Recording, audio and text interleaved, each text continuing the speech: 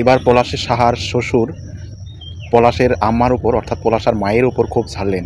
কারণ তারা নাকি মেয়েকে বিয়ে দেওয়ার পর তার শ্বশুরবাড়িতে একদিনও যেতে পারেনি পলাশার মায়ের জন্য। আমরা জানি সারা বাংলাদেশে বহুল আলোচিত একটি সংবাদ, এএসপি র্যাব কর্মকর্তা পলাশ সাহার নিজে নিজে আত্মহত্যার ঘটনার পেছনে দায়ী করা হচ্ছে তার স্ত্রীকে, আবার কোথাও তার দাবি করা হচ্ছে তার মাকে। তবে মূল ঘটনা এটাই যে দোষ উভয় পক্ষেরই। এখানে তার মায়েরও দোষ রয়েছে এবং তার স্ত্রীরও দোষ রয়েছে। তবে পলাশার শ্বশুরের মুখের যে বর্ণনা সেটা হচ্ছে যে পলাশ সাহার শাশুড়ি জন্য তাদের বাড়ির কোনো লোক অর্থাৎ পলাশার শ্বশুর অর্থাৎ পলাশের শাশুড়ি এগুলো কেউ তাদের বাড়িতে যেতে পারতো না।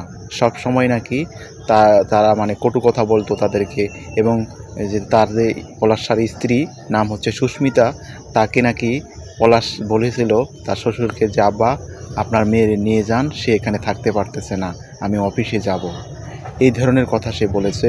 এবং সে আরও কথা বলেছে যে পলাশ শাহ অনেক ভালো ছেলে ছিল। সে বলেছে যে আমি রত্ন পেয়েছিলাম, আমি এই রত্নকে হারালাম, আমি অনেক গরিব মানুষ, আমার টাকা পয়সা নাই, তো আমি অনেক কষ্ট করে আমার মেয়েকে বিয়ে দিয়েছি।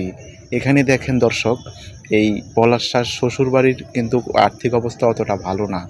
এটাই হচ্ছে মূল বিষয় যে পলাশ শাহর যে মা সে কিন্তু তার ছেলের বউকে অতটা দেখতে পারতো না।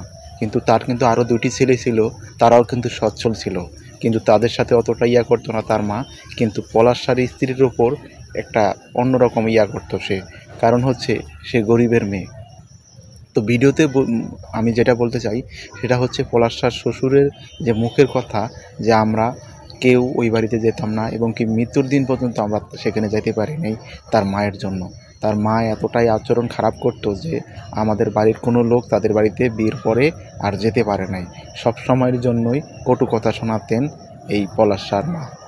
এজন্য কেঁদে কেঁদে জামাইয়ের জন্য অনেক কান্না করছিলেন পলাশ শাহর শ্বশুর, এবং এই কথাগুলো বলছিলেন যে আমি আমার রত্নকে পেয়েও হারালাম, এখন আমার মেয়ের কি হবে, আমার মেয়ের তো আর কেউ নেই, আর আমার মেয়েকে আমি এত কষ্ট করে বিয়ে দিয়েছিলাম, আমার মেয়ের বয়স কম।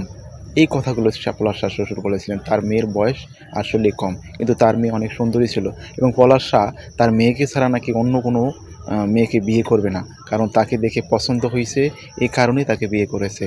এবং পলাশ শাহর মা এই বিষয়টি মেনে নিতে পারেনি যে তার স্ত্রীকে যে সে বেশি বাসে, মানে ভালোবাসা অর্থাৎ কি পলাশ শাহর স্ত্রী সুন্দরী ছিলেন, এই কারণেই হয়তো পলাশ শাহর মা সেই দেখতে পারে নাই।